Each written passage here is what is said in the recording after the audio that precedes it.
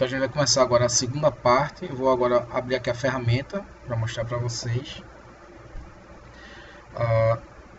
Aqui está a minha viga, né?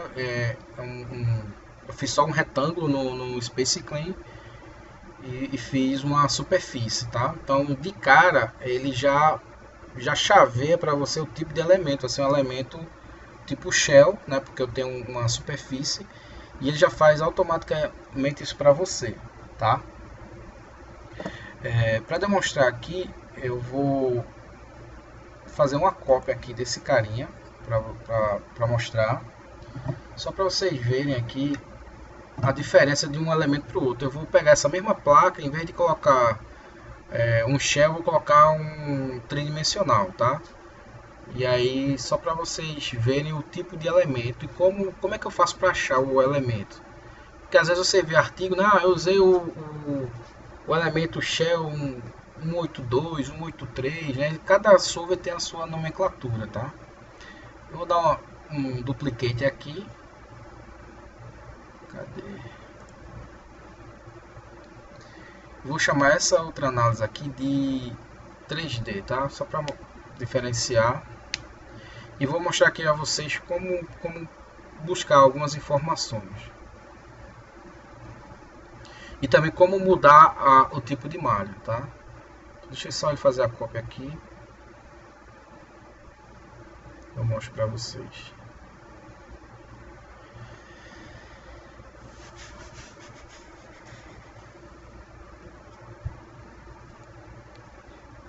Então, enquanto ele está fazendo isso, eu vou ver se eu consigo adiantar aqui.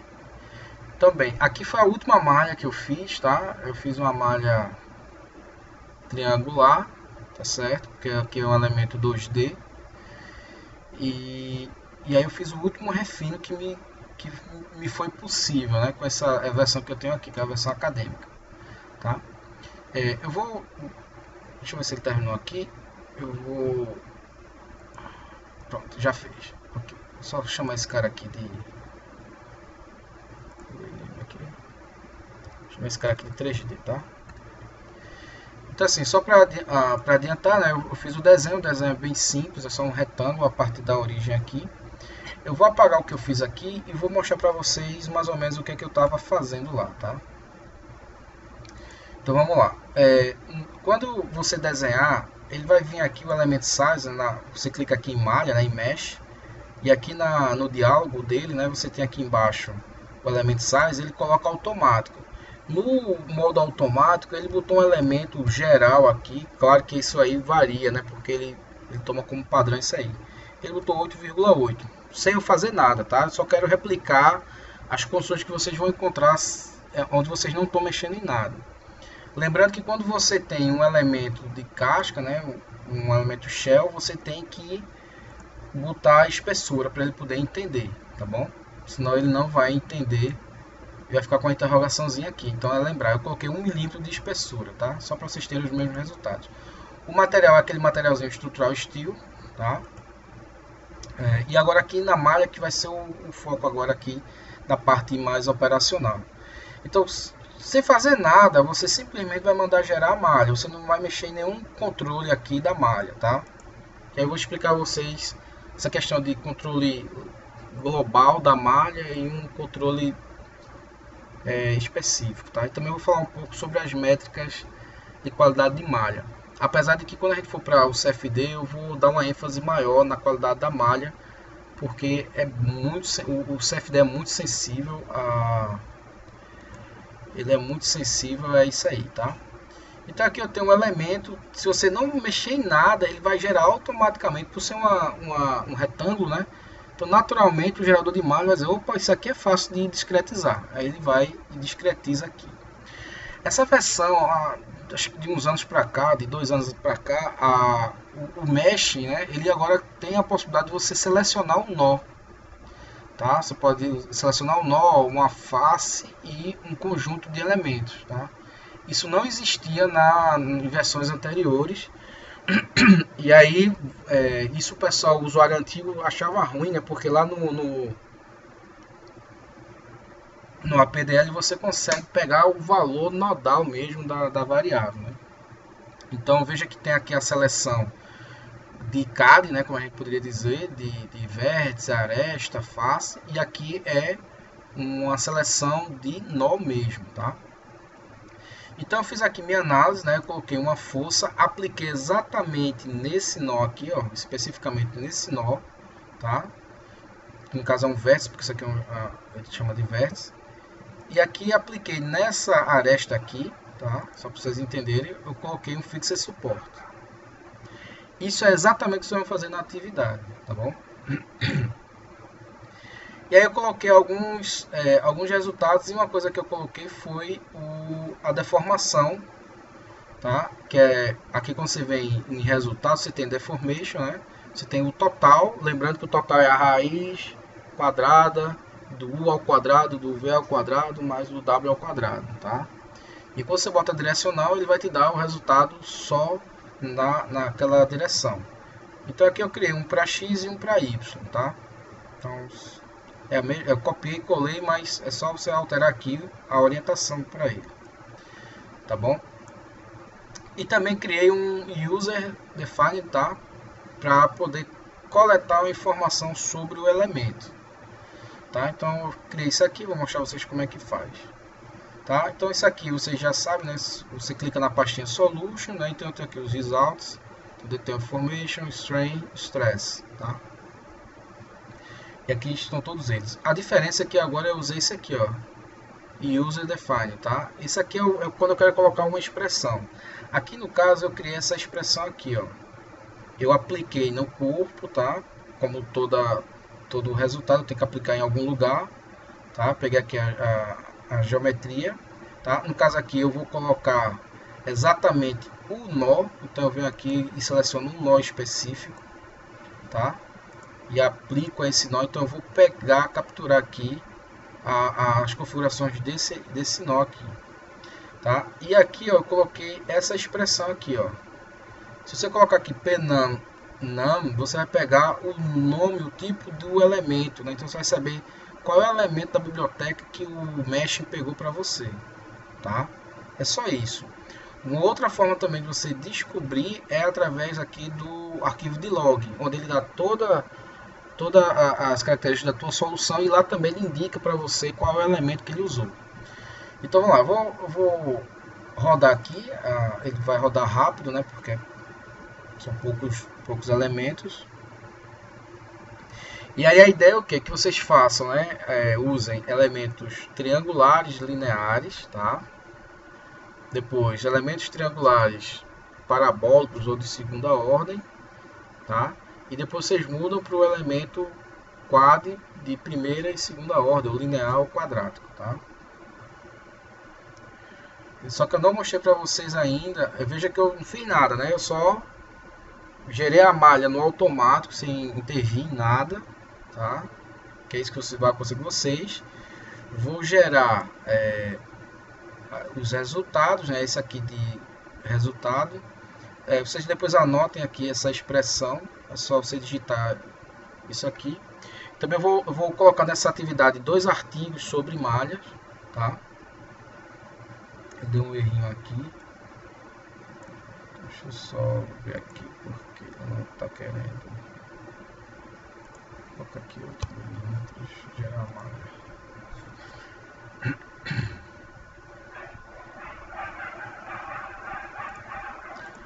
Minha força está aqui, força suporte. Outra coisa também, né? Quando você estiver alterando, dá uma limpada aqui. Dá uma limpada para ele não frescar.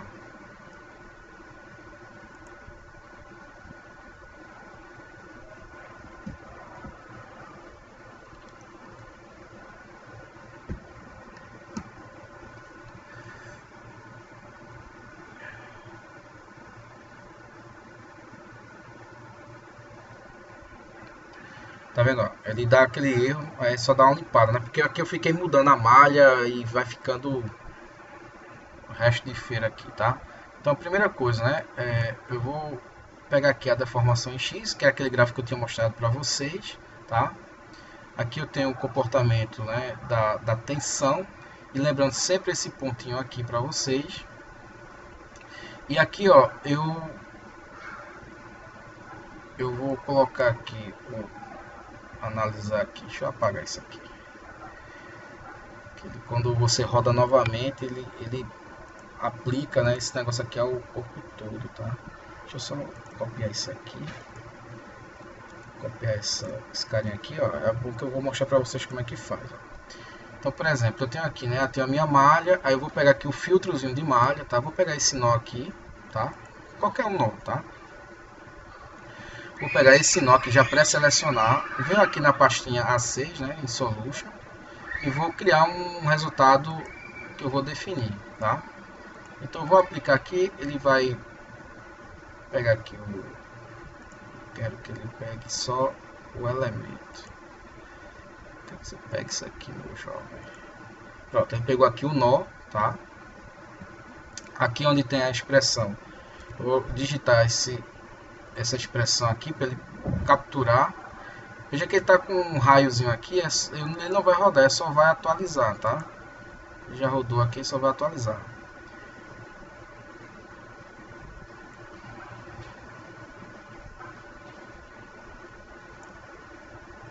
Tá. Legal. Eu queria que ele mostrasse aqui o valor do elemento, tá? Outra coisa é o nome do elemento, tá? Outra coisa aqui também é que você vem aqui em Solution, nessa pastinha, e aí entre outras coisas que tem aqui importantes, eu queria mostrar a vocês aqui onde vocês acham o tipo de elemento aqui que ele está usando, tá? Deixa eu dar uma passadinha aqui. Solution Options.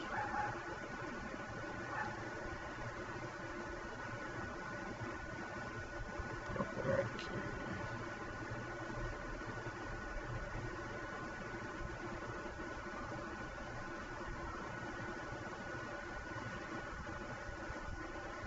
Pronto.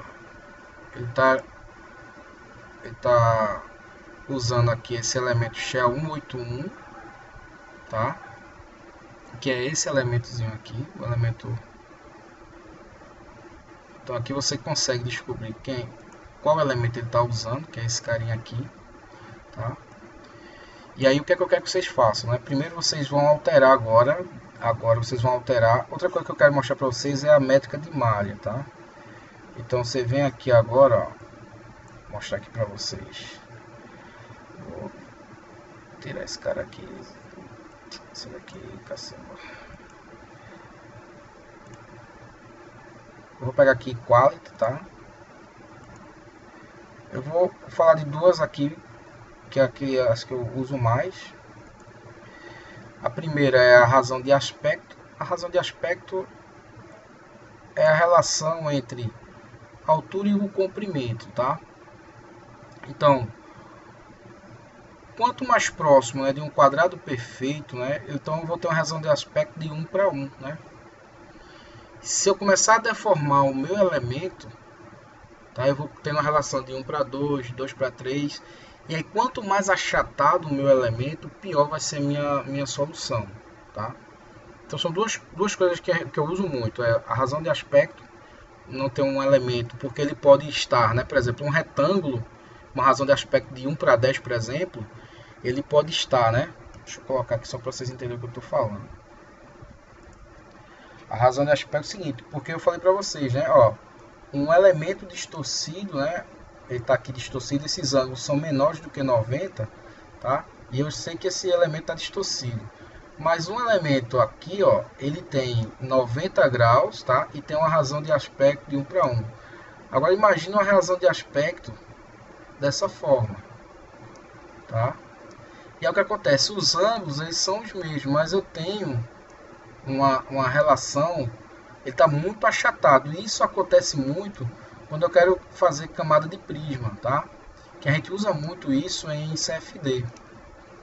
E aí quando eu crio uma camada de prisma para poder pegar os resultados próximos à parede, tá? Porque eu preciso ver o escoamento, velocidade. Eu termino criando uma malha que estava boa, eu crio uma razão de aspecto muito grande e essa malha fica fica ruim para rodar. Um outro cara que eu avalio também é o Skewness, tá?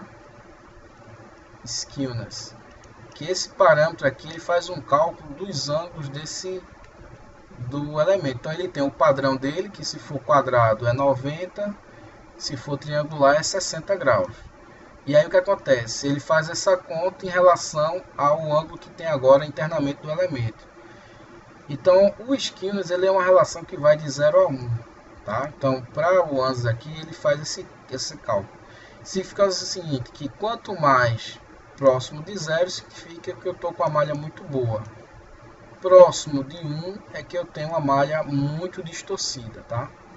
Então eu sempre olho muito o skewness por conta disso, para ver essa distorção e a razão de aspecto. Por quê? Porque eu posso ter um skewness muito bom, no caso aqui se você calcular o skewness desse elemento, você vai ver que vai dar um skewness próximo de 0, então tá ótimo, tá? Só que aí se eu for para a razão de aspecto, ele tem uma razão de aspecto muito grande, isso prejudica meus resultados. Então quando você vem aqui, ó, você vem para cá, então eu coloquei aqui, ó, o elemento quad, tá vendo? Então ele tem uma razão de aspecto praticamente de 1 para 1, tá? Porque a geometria, é claro, ela aqui me ajuda, tá? E no exercício que vocês vão fazer, vocês vão ter uma região com arredondamento, então isso vai criar problemas para vocês. Uma outra coisa que eu uso muito, veja que tem várias coisas aqui, tá? Eu uso aqui o skewness, tá? Então o skewness, veja que ele está bem próximo de 0. E outra coisa, esse gráfico aqui, acho que eu já tinha falado para vocês, quando você clica em cada coluna, ele está mostrando a distribuição de elementos que estão naquele nível de qualidade, tá? Então, para CFD, um skewness acima de 0,92 você já não consegue rodar no Fluent ou no CFX. Tá? Então é um parâmetro que você tem que ficar ligado aí por conta da deformação. Isso vocês vão ver muito quando vocês tiverem estruturas reais, né, com entalhes, enfim. Ok? Professor? Oi, pode falar. Sempre tem que se trabalhar com esses dois parâmetros, o skewness e o outro lá da quadradura, ou como é que diz, da topologia dele, não é o nome, sempre tem que se aproximar esses dois, ou basta um ou outro, ou tem que ser sempre os dois? Bem, ou depende do problema? Depende do problema. No caso aqui, depende da malha, né? Aqui, por exemplo, para essa malha aqui, eu sabendo o que é o skewness, né? Sabendo que o elemento está todo comportadozinho, eu sei que meu skewness está filé. E como ele está todo quadradinho, perfeito, eu sei que minha razão de aspecto também. Agora imagina, Ricardo, se eu tiver, por exemplo, um perfil aerodinâmico, tá? E isso é muito contundente lá em CFD. E aí o que acontece? Eu tenho um escoamento aqui, né? Ou seja, a gente vai estudar isso aqui.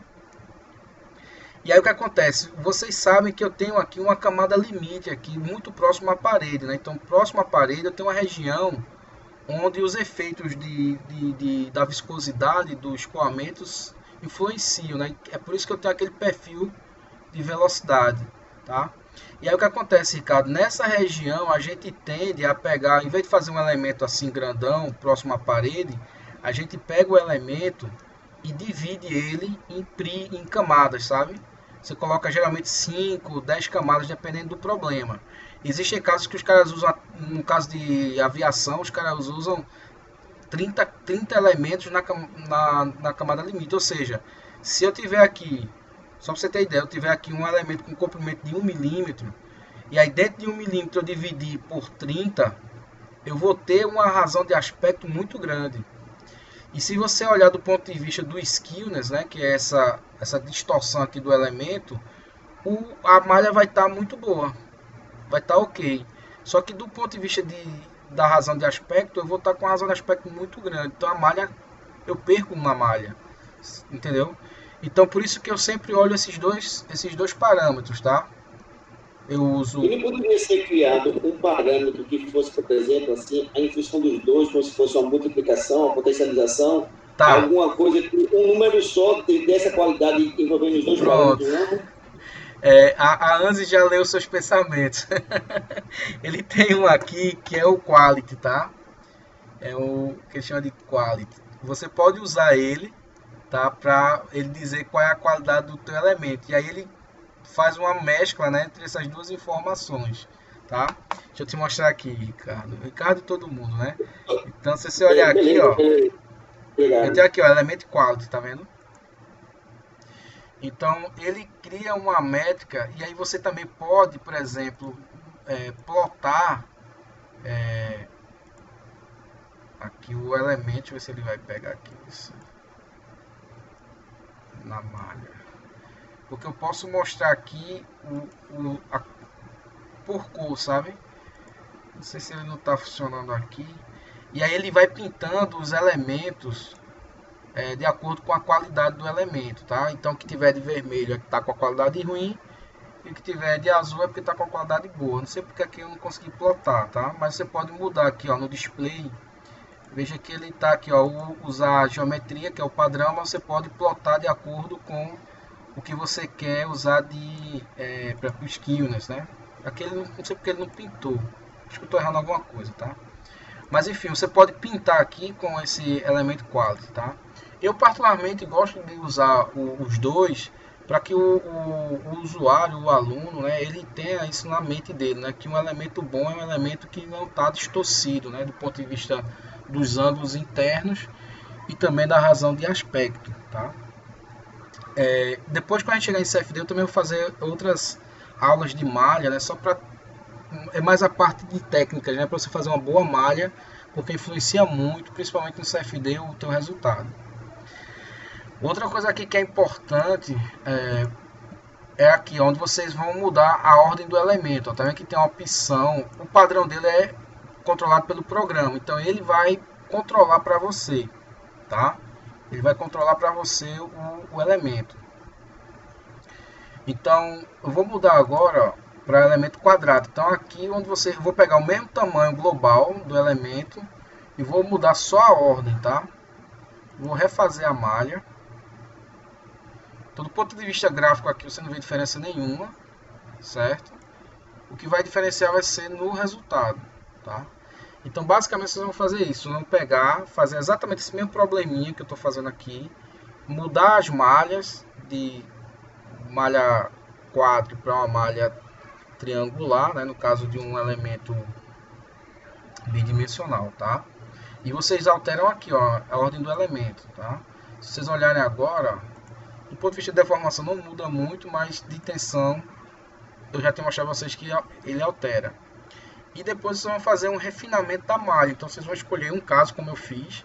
Vocês podem pegar a malha quadra ou a malha tri e fazer o refinamento, né? Então, por exemplo, aqui eu estou com um elemento, um tamanho global do elemento de 8 milímetros, tá?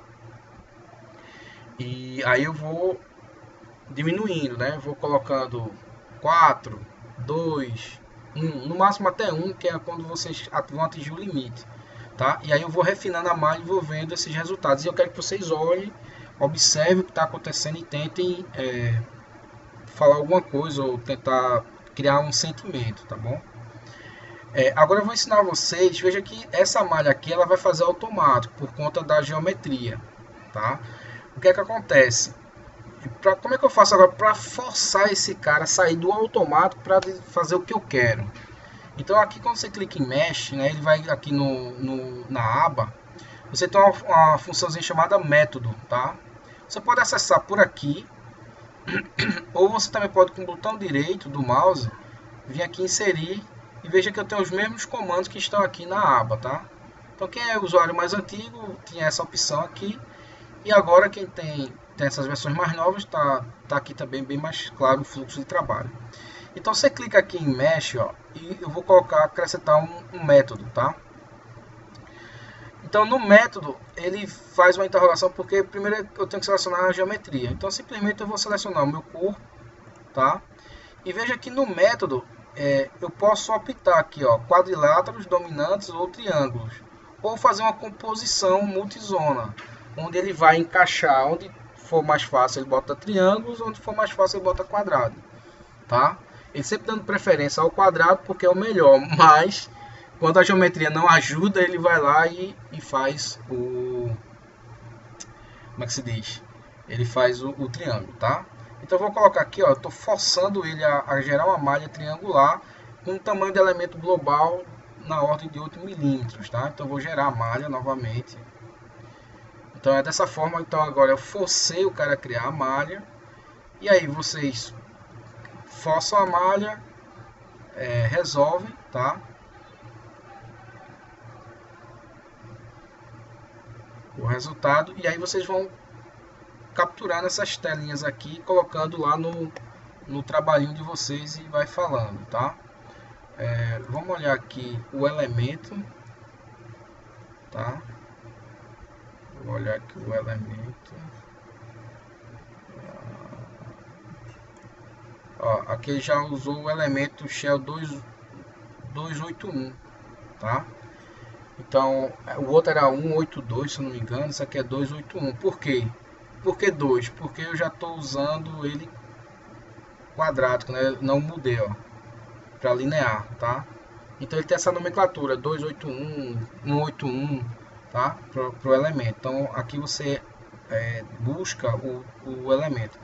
Eu vou tentar fazer isso aqui novamente, não ficou legal. Eu vou copiar isso aqui. Eu vou criar novamente aqui para ele plotar aqui o tipo de elemento, tá? Ah, já sei o que foi que eu errei. Então vou lá, vamos lá. É porque eu botei nome, né? Ele vai dar o número do elemento. Eu quero o tipo, né? Vou acender aqui. Então aqui em vez de corpos eu vou pegar aqui um elemento qualquer, tá? Vou aplicar. Aí aqui, ó, em vez de pode ter type, né? Porque não foi. Vamos lá. Vamos colocar aqui. Acho que eu tô errando alguma coisa também. Tem alguma coisa que eu tô errando aqui. Type.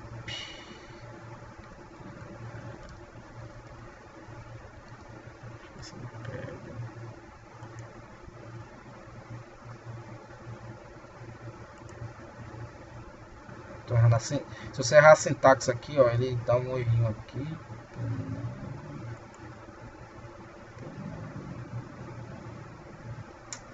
Agora eu não vou lembrar de cabeça nesse negócio aqui. Isso aqui enfim. Mas o importante é vocês saberem que vocês podem descobrir aqui o tipo de elemento, tá? Eu tinha escrito lá, penum é não, né? Sem o E no final, né? Não sei se era isso que eu queria. É alguma coisa, é a sintaxe, tá? Eu vou mandar 2 artigos para vocês e lá tem a sintaxe correta, tá? Porque eu não tô lembrando aqui de cabeça, tá? Então vamos lá. Só para fechar aqui, bem, não sei se tem alguma dúvida como é que muda, né? Para a malha. Dentro da malha eu tenho o tamanho aqui que eu vou alterando e aqui eu altero se é linear ou se é quadrático, tá bom? Então vocês vão fazer essa análise aqui mudando de quadro, né? Então gera a malha, vai reduzindo ali para 3 malhas diferentes, né? 8, 4, 2, 1. Compare os resultados, tá? E depois vocês alteram aqui com esse método aqui, vocês alteram ao tipo de malha, força ele a fazer uma malha triangular, tá bom? Vamos lá, deixa eu só adiantar aqui. Essa aqui é aquela parte lá de tensões, só mostrando, né, a quantidade de... Professor, você quer falar sobre aquele comportamento que, na medida que a gente vai refinando a malha... Sim, eu vou falar aqui, porque eu vou entrar agora numa parte aqui da aula, que é sobre boas práticas, tá? Deixa eu passar aqui, eu vou passar aqui um pouquinho mais rápido, porque aqui era só para mostrar a vocês o tamanho da quantidade de coeficientes, né? Então, se tiver um hexaedro linear, tem 24 coeficientes, né? Então, isso vai ficando cada vez maior. E aqui é só para mostrar a vocês que quando eu tenho um elemento linear, ele não faz a distribuição de tensão, ele faz a distribuição de tensão constante, né? A deformação, né? Então, isso é um problema desse elemento linear. Outra coisa também que vocês vão escutar muito na literatura é esse Sherlock, tá? Esse Sherlock é causado quando você está usando elemento de primeira ordem, tá? Que é basicamente quando eu tenho uma flexão, aquilo que eu falei para vocês, né? Porque o elemento linear, se eu tiver só tração, beleza, mas quando eu tenho uma flexão, o que acontece é que eu posso ter esse comportamento errôneo aqui, por conta que eu estou usando elemento de primeira ordem, tá? E aí ou você reduz ou você utiliza elemento de segunda ordem. Então quando você tiver flexão, para evitar esse probleminha aqui de Sherlock, tá?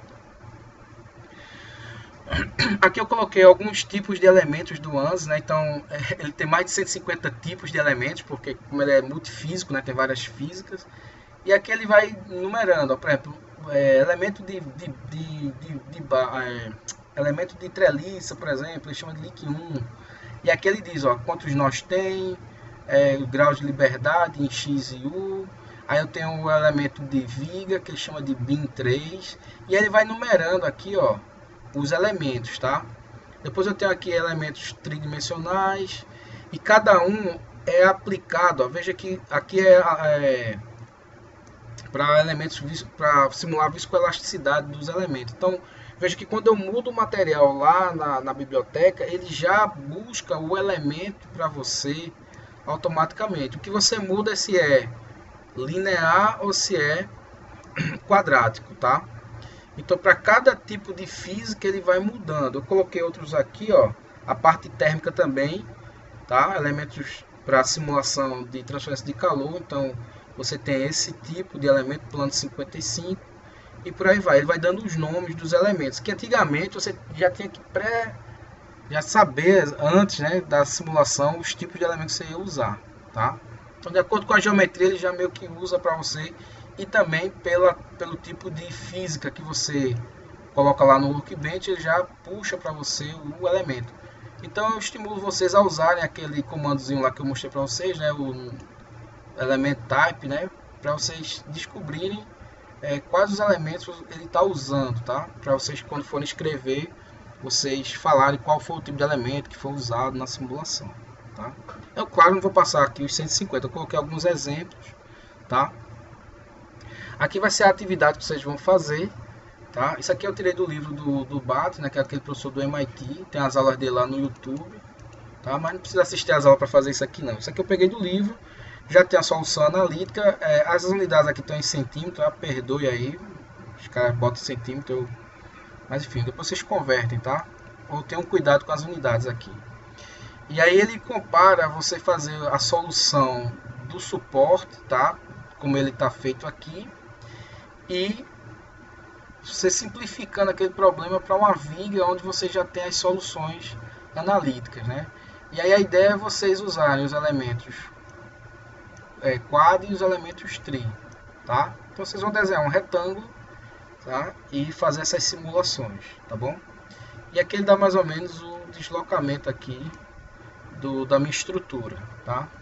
Então é bem simples, só vai dar um trabalhozinho ficar fazendo as malhas, tá? Mas também vai rodar rápido, ok? Aqui era outra atividade, mas eu não vou passar essa aqui para vocês. Eu vou falar um pouco agora sobre planejamento da simulação. Então, a gente já viu um pouco da teoria, né? Assim, claro que precisa ler, precisa pegar livro na literatura, para o negócio ficar mais solidificado na cabeça da gente, né? De vocês. Mas aqui é uma coisa bem importante, porque agora eu vou falar sobre o planejamento da simulação. O que a gente precisa fazer antes mesmo de começar a simular? Tá? Então, essas coisas que eu mostrei para vocês que foram acontecendo aqui na minha simulação, eu vou falar sobre essas boas práticas que vocês têm que analisar. Então, aqui eu coloquei uma observação em vermelho, né? Que não esqueça que isso aqui é uma solução numérica, tá? Então, o FE não é a solução exata do teu problema, tá bom? Então, isso tem que ficar bem claro, e você pode ter erros numéricos, tá? Associada à discretização, associada às condições de contorno, que pode gerar resultados errados. Por isso que eu digo que a física, entender a física é muito mais importante do que você saber até o método, né? Porque, por exemplo, esse método de elementos finitos que eu expliquei aqui para vocês, a teoria, você pode aplicar aí para outras físicas, mas o que adianta eu trabalhar com elementos finitos para estrutural e agora eu achar que vou poder usar para eletromagnetismo, se eu não conheço nada de eletromagnetismo? Ele vai cuspir um gráfico colorido e eu não vou ter esse sentimento, né? Eu tenho que ter experiência naquela física, tá? Então tenham muito cuidado com isso. E aí vocês têm que ter consciência seguinte, né? Quando a gente está trabalhando com material, principalmente aquele lá da simulação que eu usei, eu estou dizendo que ele é isotrópico, eu já falei sobre isso, e estou falando que ele é linear. Estou trabalhando nessa região aqui, estou fazendo análise estática linear. Então, a tensão da formação específica, eu estou trabalhando nessa faixa aqui, tá? E, obviamente, isso não é real. Nenhum material é isotrópico e muito menos ele pode estar trabalhando na região linear. Eu posso ter, ele pode descambar aqui para a região plástica, tá? Depois a gente vai tratar isso aqui. Geometria, tá? Então, por exemplo, na atividade de vocês têm um suporte, né, que tem um olhar aqui, tá?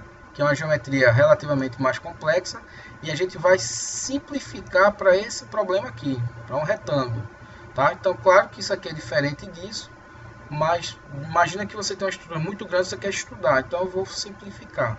Então, às vezes, nem sempre o que você está modelando lá é o que está no equipamento. E tem um outro aspecto que é relativo ao processo de fabricação. Vocês sabem, né, quem estudou fadiga, sabe que uma simples mudança de acabamento altera a resistência à fadiga do teu componente mecânico, né? Então, são coisas que você não, às vezes não tem essa informação, tá? Então, por isso que você tem que ter sempre assim um certo cuidado no que você está fazendo, tá? E sempre tendo consciência da limitação. Que é isso que eu fico muito preocupado, porque às vezes o software em si ele é muito fácil de usar. Aí você usa, vê vídeo no YouTube, os caras mostram vários tutoriais legais, mas você não pode esquecer dessas limitações, tá? Uma coisa é engenharia, outra coisa é videogame, tá? Senão o software vai virar um videogame, né? Então você tem que saber a física, tá? Carregamento, isso aqui para mim é uma das coisas mais complicadas, porque às vezes você chega na máquina, tem lá na plaqueta motor 300 quilos, tá? Mas como é que eu vou tratar esses 300 quilos? Ele vai ser concentrado, vai ser distribuído. Então, às vezes, nem essa informação o cliente passa. E você nem sabe se aquilo ali é simplesmente uma carga concentrada ou se ele está em que direção está esse negócio, tá? Então, carregamento também é uma coisa que você tem que ter muito cuidado do que você está fazendo. E aí, claro, tem o problema numérico em si, que aí é do próprio método mesmo, né? Então, é uma coisa que você... Esses erros aí de propagação numérica, você não tem muito que fazer, você tem que realmente ficar de olho, né, nesses erros aí. Para a CFD existem algumas técnicas que você pode minimizar esses erros, mas esses erros de discretização eles vão acontecer realmente, né? Você nunca vai ter a solução exata. Essa figurinha aqui o pessoal de TI usa muito, tá? Porque, não sei se vocês conhecem, mas tem um negócio chamado engenharia de requisitos, né?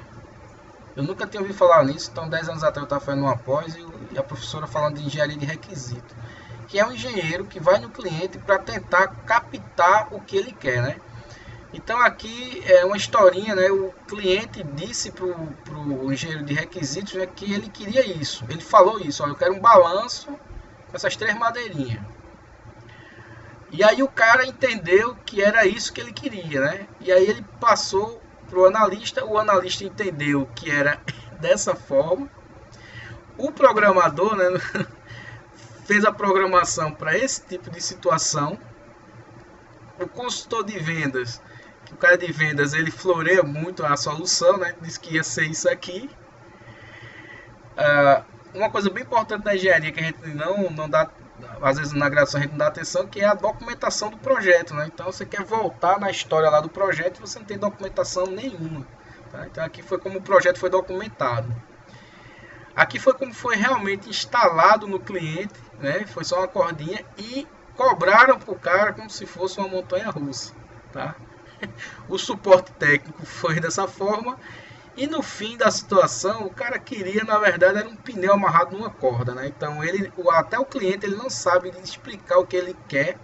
Então, cabe um engenheiro de requisitos, né? A gente aqui, como um analista, né, de simulação, entender exatamente o que ele precisa. Porque às vezes o cliente chega lá querendo coisas absurdas, né? E às vezes o que ele precisa é só isso. Ele nem estava precisando de uma coisa sofisticada, muito menos uma montanha russa, tá? Então, por isso que eu falo muito aqui sobre planejamento. Então, vamos responder algumas perguntas, né? Para a gente saber, primeiro, qual a física que a gente vai usar, tá? Então, qual a física que a gente vai usar, inclusive, até qual é o melhor software para utilizar. Por exemplo, eu tenho um problema de transferência de calor em aletas. Eu vou usar que software? Eu vou usar o mecânico da ANSYS, tá? Ou vou usar o Fluent? Ou eu uso o CFX, tá? Então são perguntas que eu tenho que fazer antes mesmo de começar a trabalhar no meu modelo. A física eu já sei que é Transcal, tá? Mas aí a pergunta, dentro das ferramentas da ANSYS, qual é que eu vou usar? Tá? Eu posso usar o mecânico, por exemplo, para fluidos. O professor falou na aula que o elementos finitos ele é genérico, né? Então isso é uma discussão bem filosófica que vocês têm que ter cuidado. Então, qual é a física que você vai representar na análise, né? Você tem que saber. Ah, eu sei que é estrutural, tá? Mas é estrutural o quê? É linear, não linear, é estrutural dinâmica, estática, tá? Então você tem que fazer essa avaliação. Por exemplo, tem muito software aí de graça, baratinho, que você encontra aí na internet. Às vezes o cara só faz análise linear, ou a versão gratuita só faz análise linear estática. Se você quiser um negócio não linear, coisinha mais sofisticada, ele já não faz. Se quiser análise dinâmica, já não faz, tá? Qual tipo de simulação que você vai fazer, tá? Então, dentro daquela física, né, que eu falei para vocês, eu sei que é estrutural, então eu vou fazer que tipo de simulação, tá? Eu vou mostrar para vocês os tipos que a gente pode ter. Existe dependência temporal, é uma análise estática, uma análise dinâmica. Quando é que eu tenho que considerar o tempo na minha simulação, tá? Depende do problema e do que você quer ver, tá? Lembrando que uma simulação dinâmica ou no tempo, ela nada mais é do que várias fotos do comportamento físico que você está observando. E uma análise estática, ele parte da primeira foto para a última foto. Então o que você vai ver numa análise que não é de regime permanente é que você vai ver as fotos intermediárias. Se para você essas fotos intermediárias não é interessante, não vai influenciar, então eu simplesmente faço análise estática, tá? Então você tem que entender a física para poder você determinar o que você quer, porque de repente você pode estar tendo um custo computacional enorme para chegar a esse resultado e na verdade você não precisava disso tudo, tá? Aqui a gente já falou sobre simplificações geométricas, tá? Eu posso e devo fazer vou usar elemento bidimensional, vou usar simetria, tá? Então essas coisas ajudam muito, principalmente quando você quer fazer análise paramétrica, né? Você quer estudar vários casos e a malha está gigantesca, o equipamento é enorme, então o custo computacional é altíssimo. Qual é a região que você vai simular? Você vai pegar toda a estrutura ou você vai pegar uma parte dela, tá? Então isso aqui eu vou mostrar para vocês cada um desses itens para vocês, tá? E que tipo de elemento eu vou usar, tá? Isso era uma pergunta que a gente fazia muito, tá? Então às vezes, dependendo da empresa, ele já tem até homologado qual o tipo de elemento que usa. Os caras deixam tudo prontinho para evitar que o cara use um elemento errado, coloque lá no cluster uma simulação que não está homologada e perca tempo de cluster, de computacional, uma simulação que não vai servir para os resultados dele. Quem faz muito isso é a indústria automotiva, aeroespacial, eles fazem esse tipo de homologação. Inclusive até a quantidade de refinamento que você faz numa malha. Quais são as não linearidades que você vai considerar e se vão ser consideradas, tá? Então, primeiro, vamos escolher a física, né? Então eu tenho estrutural, térmico, dinâmica, acústica, eletromag, tá? Então eu vou saber, né? Vou escolher qual é a física. Eu preciso entender o meu problema. É fluidodinâmica? Eu vou usar o mecânico ou vou usar o CFX ou vou usar o Fluent? Cada um tem as suas vantagens e desvantagens, tá? Então quando a gente for trabalhar na parte CFD, eu vou falar um pouco aqui as diferenças desses dois e em que momento vale a pena você trabalhar com cada um. Obviamente o Fluent é o software de CFD, né? O software mais usado no mercado, por enquanto, né? Porque tudo muda um dia, né? Mas por enquanto ainda é o mais usado, tá? Então você precisa saber, eu quero fazer só uma análise térmica, coisa rápida.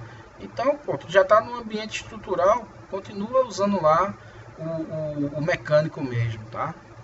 Então cada um dos seus da física você precisa determinar e saber qual software que você vai usar. tá? Para cada tipo de física. Dentro da análise estrutural, que é o que a gente está estudando nessa primeira parte do curso, eu vou ter análise estática, que é o que a gente está usando. Depois a gente vai ver análise dinâmica, a gente já estudou um pouquinho de flambagem. Depois a gente vai ver um pouquinho de fadiga, tá? Dentro da parte dinâmica, eu posso ter análise implícita e análise explícita. Análise explícita é quando você tem aqueles crash test, tá? Então, eu vou depois mostrar por que eu uso a discretização explícita. E nas outras normais, né, tirando essa aplicação aqui, eu uso análise implícita, que aí a gente vai fazer essa sequência aqui. Vai fazer análise modal, entender o significado, análise harmônica, espectral e por fim uma análise transiente, que é a mais pesada computacionalmente dessas aqui, tá? Então você precisa ter em mente o que é que você vai simular, em que momento você vai simular. Depois a questão que eu falei da dependência do tempo, tá? Então é uma estrutura que uma máquina, uma ponte, então eu vou usar análise estrutural estática. Ah, vai ter conformação, vai ter trefilação, vai ter estampagem, enfim. Então eu tenho um processo quase estático. E eu tenho um teste, por exemplo, de balística, né? Então, ou eu quero ver, por exemplo, eu tenho um equipamento e eu posso ter, por exemplo, uma chuva de granizo. Então eu vou ter pedras de gelo sendo projetadas na minha estrutura. Eu quero ver como ela se comporta diante desses impactos, tá? Então cada um aqui você vai ter que analisar e ver se você sai daqui do estático para o dinâmico, se vale a pena, tá? Fazer esse tipo de sofisticação. Depois a questão da malha 1D, né? A gente já falou bastante aqui, porque a gente começa o estudo com 1D, né? Estruturas que são tipicamente treliçadas, reticuladas. Depois eu tenho elementos 2D de cascas e elementos sólidos, tá? Então depende do que você quer, tá? Você pode ir simplificando e tendo resultados mais rápidos. Outra coisa também, a resposta daquelas perguntas é o que é que vai ser modelado. Aqui eu dou um exemplo clássico, né, de uma biela no motor, né, de combustão interna, uma biela aqui, um virabrequim, tá? E aí eu tenho todo um motor que é bem complexo, mas aí eu quero analisar a questão estrutural da minha biela, tá? Então eu preciso separar, porque uma coisa é simular isso aqui, outra coisa é eu pegar todo o motor, então eu posso inviabilizar. Então dependendo da análise que eu quero fazer, eu posso isolar o elemento de um todo para tentar. Qual é a desvantagem disso? É que quando eu faço isso, eu tenho que ter noção das cargas que estão sendo aplicadas na estrutura para que eu possa levar para um modelo mais simplificado, tá? Outra coisa também, né? Levar em consideração as não linearidades. Elas são pertinentes para o teu projeto. Então eu tenho três tipos: tenho um grande deslocamento, tenho não linearidade do material e tenho não linearidade por conta do contato, tá? Então a gente vai ter nas próximas aulas estudar exatamente essas três não linearidades. Aí obviamente a análise vai ficando um pouquinho mais complexa, tá? Para vocês fazerem o setup. E aí, claro, né? Sempre, né? Eu sempre digo a todo mundo, seja lá no FE ou no CFD, simplifique, tá? Vale a pena porque aqui a gente está fazendo tutoriais e eles geralmente são pequenos, né? Então roda relativamente rápido. Mas quando a gente está trabalhando com estruturas reais, os modelos são muito grandes. E às vezes você quer fazer uma verificação, você quer ver se o seu setup está legal, tá? Então é sempre bom você, sempre que possível, simplificar, tá? Seja por meio de simetria, que a gente já fez, modelos aximétricos, seja que roda extremamente rápido, tá? E também verificar isso aqui, tá? Se você vai avaliar do ponto de vista, né, do cálculo analítico, ou se você tem resultados experimentais para poder comparar. E ter muito cuidado nessas comparações, porque você pode fazer um setup diferente do que tinha lá no mundo real ou no cálculo analítico. E aí você pode não encontrar a solução que você está querendo, tá? E isso aqui é extremamente legal porque você calibra o teu modelo e a partir disso você pode usar vários outros parâmetros e fazer tua análise paramétrica na tua simulação, tá? Então lembrando, tá? Eu tenho algumas etapas, tenho o que a gente chama de pré-processamento, eu já falei para vocês, tem a parte do solution e tem o pós-processamento. Todas essas etapas, né, a gente faz lá no ambiente computacional, só que o pré basicamente ele é feito pelo CAD e a malha, tá? E aqui, como eu coloquei, é onde eu tenho muito erro, tá? Erro conceitual. Tá? Eu posso estar simplificando o meu CAD, eu posso estar criando uma simetria que não existe, tá? E posso também estar errando aqui na minha malha, tá? Essa etapa aqui é onde o computador vai trabalhar, mas não quer dizer que você não vai fazer nada, vai ficar lá tomando cafezinho. Você tem que monitorar se a solução está convergindo. Isso aqui é um gráfico de uma análise não linear, então você tem que olhar, tá? E ver se tua simulação está convergindo, porque se você vê que não está convergindo rápido, você pode parar a simulação, rever o setup, rever a malha e colocar para rodar. Imagina você esperar aqui uma semana rodando, como tem simulação na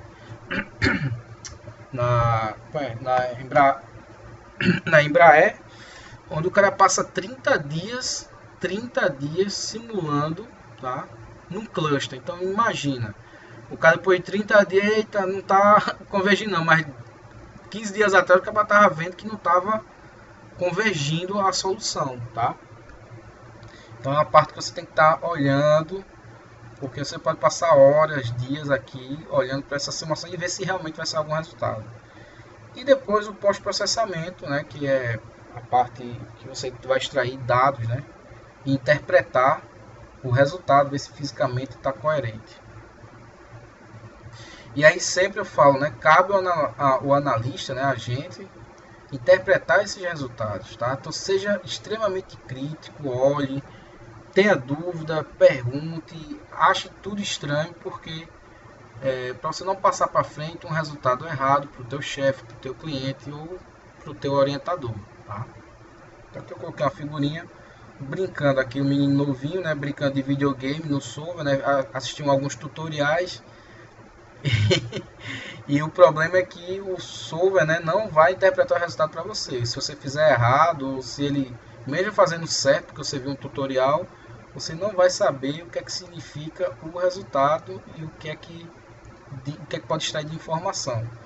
Então eu já conheci um cara, digamos assim, master, que trabalhava com CFD, mas o cara nunca usou o computador. Ele era o cara que conhecia do processo e ele avaliava as análises. Então os caras faziam análise e ele ficava ali observando, porque ele conhecia a física. O cara era especialista naquele tipo de problema, né? Então o cara era um especialista em CFD sem nunca ter feito uma análise de fato. Ele contratava a simulação e ele avaliava, e aí ele dizia se o resultado dos caras estavam coerente ou não, baseado obviamente na física que ele conhecia. E aí sempre seja criterioso, tá? Tenha cuidado com as soluções rápidas, tá? Então observe, né, se quando aplica uma carga ele está tendo um deslocamento coerente. Observe esses deslocamentos, né? Você tem que ter cuidado para não ter um deslocamento muito excessivo e mesmo assim você está usando um solver linear. Então tenha muito cuidado, sempre observe isso, tá? Sempre avalie esses deslocamentos. Observar se você tiver dados experimentais, está próximo, está muito distante do experimental ou do analítico, tá? Então quando a gente tem uma curva dessa é fantástico, né? Você ter a parte numérica batendo com a parte experimental, é muito legal isso aqui, mas nem sempre você tem dados experimentais, tá? Mas caso você tenha, sempre fique de olho, né, nessas soluções. Outra coisa também, a convergência da malha, que é aquilo que eu falei para vocês, né? A gente foi refinando a malha, né? Começou com um elemento de 8 milímetros, foi para 4, 2, e a gente foi refinando e vendo que o resultado era bem diferente um do outro. E também tinha um ponto ali que estava dando um pico de tensão e sempre aumentava, tá? Então você tem que mostrar no seu estudo que você fez uma análise de malha e o teu resultado não está mais variando com o tamanho da malha, tá? Isso é o que a gente chama de convergência de malha, tá? Então tem que ter esses cuidados. Outra coisa também que você tem que ter cuidado é a densidade da malha. Onde é que eu vou refinar mais? Então eu tenho ali aquele exemplo da placa com furo. Então ao redor de um furo você tende a refinar mais. Se você tem um detalhe aqui na tua geometria, ou que é um lugar onde você quer fazer análise, então tenda a refinar essas regiões de interesse, tá? E aí aqui eu mostrei um exemplo de convergência de malha. Eu vou aumentando aqui a quantidade de nós, né, consequentemente diminuindo o tamanho do elemento. E aí chega um ponto que não vale a pena refinar mais, porque a variável de interesse, seja lá tensão, temperatura, já estabilizou, né? Então eu não preciso mais refinar a malha, tá? Aqui tem um exemplo, né, daquele problema da placa com furo, né? Um trabalho com ela simétrica, tá? E aqui o cara vai colocando aqui o tamanho do elemento, né, reduzindo, e aqui ele vai observando o caminhar da tensão. E aí chega uma hora que a tensão, depois desse elemento aqui, ó, não tem variações significativas, né? E ele também está comparando o coeficiente de concentração de tensão, né? Então aqui ele plotou esse gráfico, né? Então mostra que à medida que vai aumentando, né, o tamanho da malha, eu vou chegando a um valor, e chega uma hora que, independente do tamanho do elemento, eu vou tendo uma solução constante, tá? Então é nesse momento aqui que é hora de parar, e aí eu posso voltar para essa malha aqui, que foi a última malha, né, que a partir dela não teve, aliás, no caso aqui a 0,25, foi a malha que não alterou mais significativamente a tensão, tá? Então, claro que você no dia a dia você não vai fazer uma quantidade de malha dessa, né? Principalmente quando você está trabalhando na engenharia. Isso aqui é mais acadêmico, né? Você geralmente faz análise de malha. Por exemplo, na FCA os caras não fazem estudo de malha, porque por homologação eles já sabem a quantidade de elementos que o cara vai ter que usar para poder ter uma solução que eles levem em consideração o resultado. Tá? Aqui outro gráfico também mostrando a variação da tensão, e chega a um ponto que ela vai estabilizar, tá? Então, ou seja, independente do tamanho da minha malha, a minha variável de interesse ela estabilizou. E aí é o momento que eu posso parar e fazer o estudo paramétrico. E aí uma coisa que Helder falou, né, sobre aquele resultado pontual ali, né? Eu botei uma carga exatamente de propósito, e ela foi criando, né, um pico aqui de tensão, e à medida que eu ia refinando a malha, esse troço só ia aumentando, tá? Então o que acontece aqui, né? Eu coloquei algumas observações, né? Então grandezas que você obtém de forma direta, no caso, né, você está resolvendo basicamente esse problema, e esse cara aqui que você resolve de forma direta, ou a temperatura, por exemplo, tá? Você converge rápido, mesmo você refinando a malha. Só que quando você tem grandezas como tensão, fluxo, que são derivadas dessa variável, né, no caso de deslocamento, ele refina, ele pode convergir, porém talvez, né, eu não tenha, eu posso refinar mais ainda e eu talvez não consiga convergir, tá?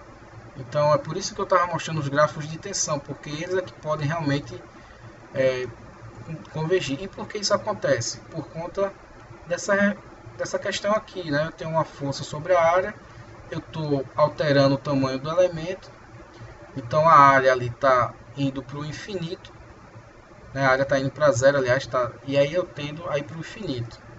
E esse comportamento, né, eu coloquei aqui, e aí tem como você melhorar? Tem. Então, por exemplo, isso aí a gente chama de singularidade numérica, né? Então, veja que eu fui refinando a malha e a tensão foi sempre aumentando, né? E aí você diz, e aí, eu paro ou não paro esse negócio? Vai chegar um limite? Não, né? Ele vai sempre aumentar por conta daquele problema do refino. Então, se você está tendo esse problema de singularidade, mas não é um local de interesse, no caso da nossa estrutura, a gente sabe que quando eu aplico uma carga, o ponto crítico é essa região onde está o suporte, então ele tende a romper aqui. Então eu preciso observar essa região e não essa região onde foi aplicada a minha tensão. Aqui eu coloquei uma figura, né, onde mostra, né, uma carga pontual do jeito que eu fiz, e aqui uma distribuição da carga para evitar exatamente esse excesso aqui de aumento de tensão, tá? Então, por exemplo, eu vou mostrar aqui para vocês um caso prático, né, caso de arredondamento, tá? Então a minha estrutura era basicamente um L, e esse L aqui ele tinha uma quina viva, a estrutura real tem uma quina viva, né, que a gente chama. E esse cara aqui na simulação começava a dar tensões enormes, né? Então, se eu não conhecesse o método, eu ia condenar a estrutura, né, sendo que eu estava tendo uma singularidade numérica. Então, eu tinha que ter esse discernimento, tá? Então tenham cuidado com os carregamentos, né, ou as restrições, para não criar esses picos de tensões. Lembra logo no primeira aula, quando eu abri a ferramenta, que eu criei esse probleminha aqui, né? Eu fixei aqui todinho, travei, coloquei aqui a carga, e quando a gente comparou com o resultado analítico, não batia. Por quê? Porque aqui eu criei uma rigidez excessiva nesses elementos aqui da ponta, e ele não representava bem a física, né? Então eu criei um fixer suporte errado, o resultado errado. Ou você colocar uma carga concentrada no ponto, né? Então é importante você ter essa consciência de distribuição. Ou, se você deixar, você ignorar essa região. O ruim é que vai estar lá o plot, um ponto vermelho, o cliente vai dizer que vai partir aqui, né? E ele não vai entender, por mais que você explique que aquilo ali é um ponto de singularidade numérica, né? O cara não sabe nem o que é singularidade, quanto mais numérica. Então, nesse caso, seria possível eventualmente substituir essa aplicação pontual por uma distribuição de uma pressão em uma certa local, simulando o que na verdade fisicamente acontece, que é uma carga. Aquela carga não é só no ponto, ela se distribui, né?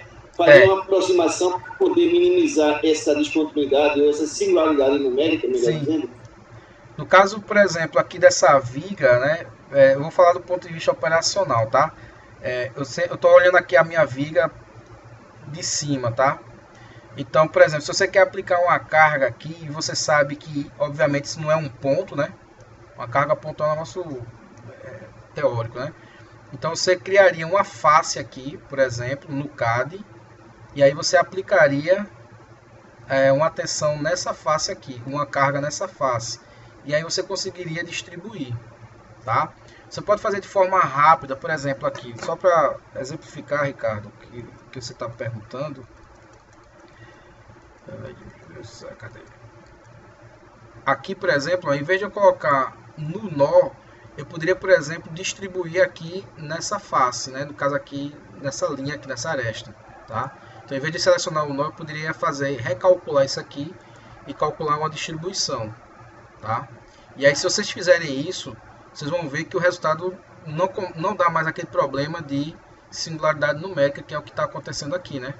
Esse ponto aqui está bem excessivo, e vocês observam que à medida que eu vou refinando, toda a minha estrutura ela vai tendendo a 3,8 megapascal, né? Então esse ponto aqui excessivo é porque eu apliquei no nó.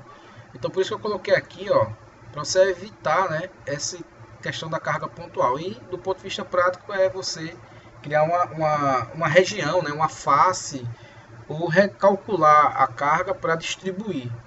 Tá? Você converte, né? A gente viu lá em resistência que eu posso pegar uma carga concentrada, posso redistribuir ao longo de uma aresta para poder não ter esse problema de singularidade numérica, tá? Aí você diz, mas se ela realmente estiver só na extremidade da minha estrutura, então eu não posso distribuir ao longo da face, né? Senão pode ficar diferente do real. Eu concordo. Por isso que eu faço uma face aqui no CAD para poder evitar esse problema aqui de botar uma carga no nó, né, num ponto muito pequeno, porque eu tenho um problema de singularidade. Aqui eu fiz esse exercíciozinho, ó, criei um suporte, aqui é fixo, e aqui eu tenho uma carga aplicada, tá? Só que aqui não foi nem por conta da carga, tá? Aqui é a questão geométrica, ó. Então ele começa a ter um pico, e aí cabe a você analisar, por exemplo. Você está vendo aqui, ó, que na região central ele está pintado de azul com as tensões menores possíveis, porque eu tenho aquela historinha lá da linha elástica, né? Então eu tenho uma região aqui no centro aqui da minha geometria que essas fibras aqui de cima elas estão sob tração e essas de baixo estão sob compressão. E tem uma linha elástica aqui que eu não vou ter nem tração nem compressão. E aqui fisicamente eu observo esse comportamento que a gente lê lá na teoria, tá? Só que aí o que acontece? Eu tenho uma região aqui, ó, que está criando um pico de tensão, e à medida que eu for aumentando o refino da malha, isso aqui aumenta. Então, uma coisa que você pode fazer é pegar isso aqui e dar um arredondamento, mesmo que ele não exista, tá? E aí você, pô, mas vai ficar diferente? Vai ficar diferente na questão da plotagem aqui. Você vai evitar isso, porque se você levar essa estrutura para o cliente e dizer, ó, a estrutura tá ok, o cara vai dizer, e isso aqui vermelho? Ó, aqui tá dizendo que é o limite de escoamento aqui da estrutura. E tá chegando a 547, acho que esse negócio já... Aliás, já rompeu e tu tá dizendo que tá bom, né? Então você faz um adossamento aqui da estrutura, mesmo que ele não exista fisicamente, porque você já viu, verificou que esse cara aqui, ó, ele tá, né, a viga, ela tá com um nível de tensão bem abaixo disso aqui. Outra coisa também que você tem que levar em consideração é quando você tem, por exemplo, um pico de tensão em um elemento e ao lado você tem a tensão bem baixa. Se você der um zoom aqui, ó, pronto, eu vou mostrar aqui para vocês, ó. O mundo real, né, a natureza, o que acontece? As coisas são suaves, né? Então quando você vê uma variação brusca, né, que foi o caso do elemento bem grande, se você pegar um elemento aqui está vermelho e o outro do lado está azul, desconfie disso, seja na análise estrutural, seja na análise de CFD. Então desconfie, porque a natureza ela é suave, né? Você aplica uma carga, ela vai sendo distribuindo, vai diminuindo suavemente. Quando você tem um resultado muito brusco, né, você tem um ponto vermelho, logo depois, no elemento seguinte, você já tem uma carga que sai de 59 e cai lá para praticamente zero. Então tem uma coisa esquisita nisso, né? Então tenha um cuidado com esse tipo de resultado, tá? E aí eu vou mostrar para vocês aqui, é uma atividade, eu não sei se eu passo para vocês, não sei se vocês querem fazer. Isso aqui é um caso real, tá? Isso aqui é um instrutor chamado de J. Esse cara aqui, ele pega esse cilindro aqui, que é uma torre eólica, tá? Então é um negócio extremamente pesado. Então esse J ele vem aqui e aí ele transporta ao longo do pátio esse cilindro, né? Porque a torre, né, você até fazer 100 metros, né, você vai soldando um no outro, né? E aí esse cara aqui, ó, se vocês olharem aqui a foto, ó, ele tem, né, isso aqui é uma chapa de 70 milímetros, né?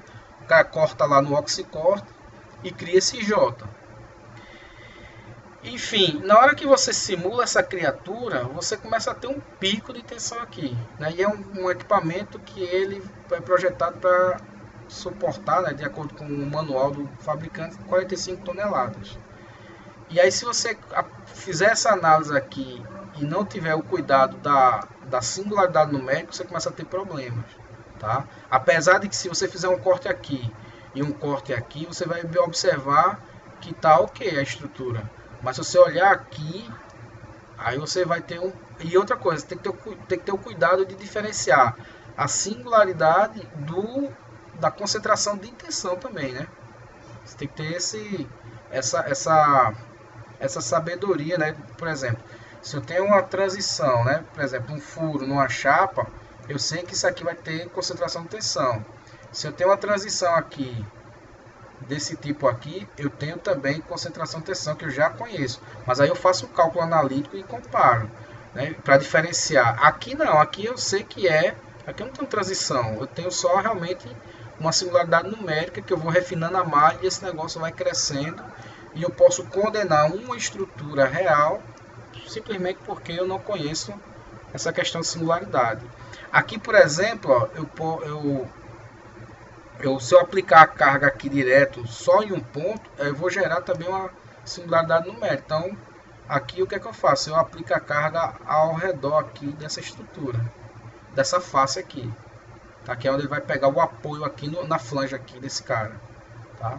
Por isso que ele tem essa geometria. tá? Então são coisas que a gente tem que ter cuidado para não ou projetar errado, ou superdimensionar, ou simplesmente, no caso aqui era uma verificação, você condenar uma estrutura, tá bom? Eu vou parar aqui a gravação, tá? Basicamente isso aqui que eu queria mostrar para vocês.